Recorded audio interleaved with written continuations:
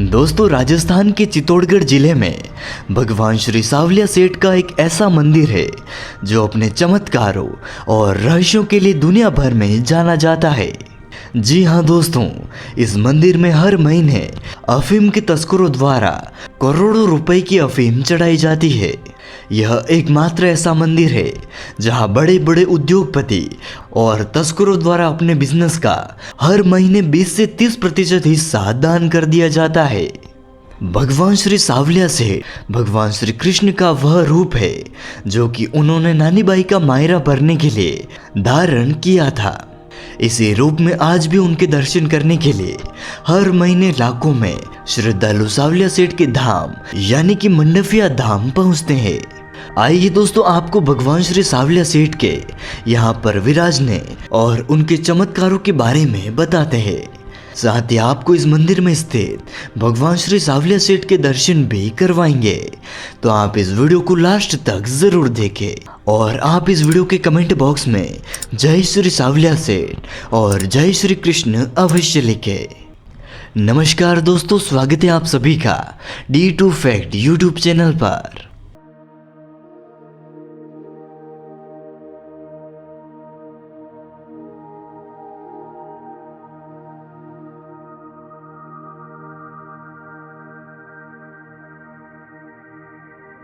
दोस्तों, भगवान श्री सावलिया सेठ का संबंध मीराबाई से बताया जाता है। किद्वंतियों के अनुसार सावलिया सेठ मीराबाई के वही गिरधर गोपाल है जिनकी वह पूजा किया करती थी। लगभग इसी समय एक दयाराम नामक संत थे जिनके पास भगवान श्री सावलिया सेठ की 4 मूर्तियां थी। बात उस समय की है जब औरंगजेब की मुगल सेना अपने धर्म प्रचार के लिए हिंदुओं के मंदिरों में तोड़फोड़ कर उन्हें नष्ट कर रही थी। संत दयाराम जी को पता था कि मुगल सेना को इन मूर्तियों के बारे में जानकारी है, इसलिए वह इन्हें नष्ट करने के लिए जरूर आएंगे। मुगल सैनिकों के मेवाड़ राज्य में पहुंचने से पहले ही संत दयाराम जी ने हिंदू धर्म के आराध्य देव भगवान श्री सावलिया सेठ की इन 4 मूर्तियों को बागुंड भातसोड़ा गांव के खुले मैदान में एक वट वृक्ष के नीचे खड्डा खोदकर इन्हें वहां पर छुपा दिया था। मुगल सेना इन मूर्तियों को नहीं ढूंढ पाई, लेकिन इन मूर्तियों के बारे में किसी से बताए बिना ही संत दयाराम जी का देहांत हो गया था। इसके कुछ वर्षों बाद कालांतर में सन 1840 में मंडफिया ग्राम निवासी भोलाराम गुर्जर नामक एक ग्वाले को एक सपना आया। उसमें स्पष्ट हुआ कि भातसोड़ा बागुंड के छापर में 4 मूर्तियां जमीन के नीचे दबी हुई है। जब उस स्थान पर खुदाई की गई तो भोलाराम जी के सामने ही वहां पर एक जैसी 4 मूर्तियां प्रकट हुई। सभी मूर्तियां बहुत ही मनोहरी और आकर्षक थी। देखते ही देखते यह खबर पूरी तरह से गांव में फैल गई। आसपास के लोग प्राकट्य स्थल पर पहुंचने लगे। इसके बाद सर्वसम्मति से इन 4 मूर्तियों में से सबसे बड़ी मूर्ति को भातसोड़ा ग्राम ले जाया गया। भातसोड़ा में प्रसिद्ध गृहस्थ संत पुराजी रहते थे। उनके निर्देशन में उदयपुर मेवाड़ राज परिवार के भिंडर ठिकाने की ओर से वहां पर सावलिया जी का मंदिर बनाया गया। इसलिए इस मंदिर को सावलिया सेठ के प्राचीन मंदिर के नाम से जाना जाता है। इन 4 मूर्तियों में से मंजली मूर्ति को वहीं पर खुदाई की जगह पर स्थापित किया गया। इस जगह को प्राकट्य स्थल मंदिर के नाम से जाना जाता है। इस स्थान पर भी एक भव्य मंदिर का निर्माण हुआ।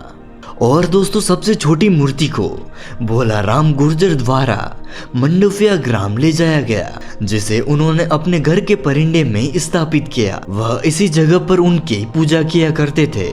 इसी जगह पर आज इन तीनों मंदिरों में से सबसे भव्य मंदिर का निर्माण हो चुका है, जहां हर साल लाखों की संख्या में भक्त अपनी आस्था से आते हैं, जहां इन्हें मंडफिया सावलिया सेठ के नाम से जाना जाता है।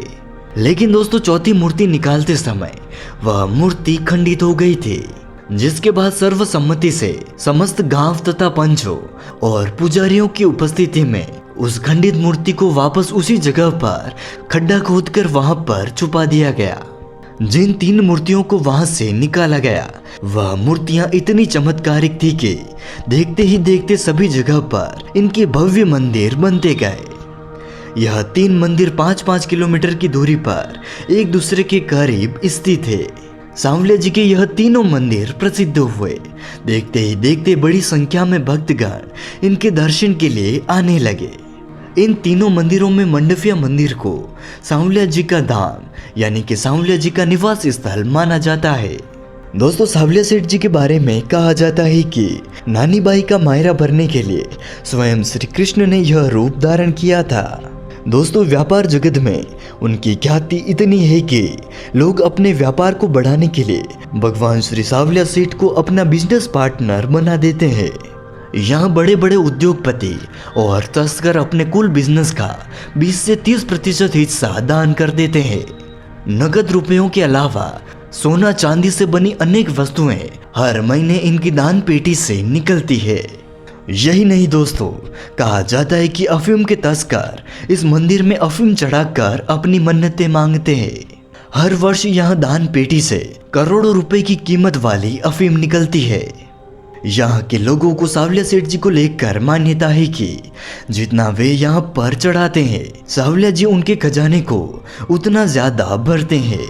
ऐसे में कई लोग अपनी खेती से लेकर व्यापार में और कई तो नौकरी की तनख्वाह में से भी सांवलिया जी को अपना हिस्सा देते हैं। ऐसे लोग हर माह मंदिर में आते हैं और उनके हिस्से की राशि चढ़ा देते हैं। दोस्तों, श्री सांवलिया जी मंदिर का भंडारा हर महीने खोला जाता है। यह दिन चतुर्दशी का है और इसके बाद अमावस्या का मेला लगता है। होली पर यह 1.5 माह में और दीपावली पर यह 2 माह में खोला जाता है। दोस्तों, सांवलिया सेठ मंदिर में कई NRI भक्त भी आते हैं। यह विदेशों से अर्जित आय को सांवलिया सेठ के मंदिर में चढ़ाते हैं। इसलिए भंडारे में डॉलर, अमेरिकी डॉलर, पाउंड, दिनार, रियोल आदि जैसी मुद्राएं भी निकलती है। दोस्तों, सांवलिया जी मंदिर परिसर एक भव्य सुंदर संरचना है जो कि गुलाबी बलुआ पत्थर से निर्मित है। मंदिर के गर्भगृह में सांवलिया जी की एक काले पत्थर की मूर्ति बनी हुई है। श्री सांवलिया सेठ जी के मंदिर की वास्तुकला प्राचीन हिंदू मंदिरों से प्रेरित है।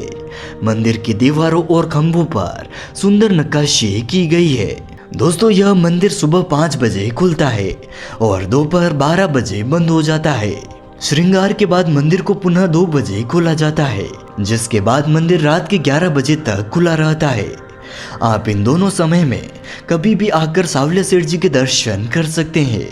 दोस्तों, जैसा कि मैंने आपको बताया कि सांवलिया सेठ मंदिर चित्तौड़गढ़ से उदयपुर की ओर राष्ट्रीय राजमार्ग पर 28 किलोमीटर की दूरी पर बादसोड़ा ग्राम में स्थित है। आप यहां पर फ्लाइट, ट्रेन और बस के माध्यम से आ सकते हैं। नजदीकी हवाई अड्डा चित्तौड़गढ़ से उदयपुर आने वाले राजमार्ग पर स्थित है, जिसे महाराणा प्रताप एयरपोर्ट के नाम से जाना जाता है। इस एयरपोर्ट से लगभग 70 किलोमीटर की दूरी पर यह मंदिर स्थापित है। और दोस्तों, नजदीकी रेलवे स्टेशन शंभूपुरा और गंभीरी रोड है, जहां से श्री सांवलिया सेठ जी के मंदिर की दूरी 40 से 45 किलोमीटर है। इन दोनों रेलवे स्टेशनों से आपको टैक्सी और बस की सुविधा मिल जाएगी।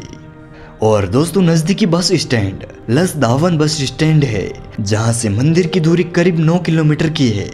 यहां से मंदिर जाने के लिए आपको टैक्सी मिल जाएगी। दोस्तों, यदि आप घूमने के लिए उदयपुर या चित्तौड़गढ़ आ रहे हैं तो आप इस भव्य मंदिर के दर्शन अवश्य करें।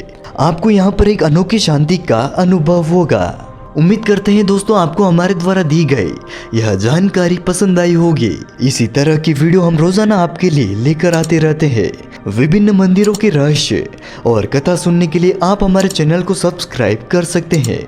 और दोस्तों, अगर आप भी भगवान श्री कृष्ण के सच्चे भक्त हैं तो इस वीडियो के कमेंट बॉक्स में जय श्री सांवलिया सेठ और जय श्री कृष्ण अवश्य लिखें। फिर मिलते हैं ऐसे ही नए वीडियो के साथ। तब तक के लिए नमस्कार।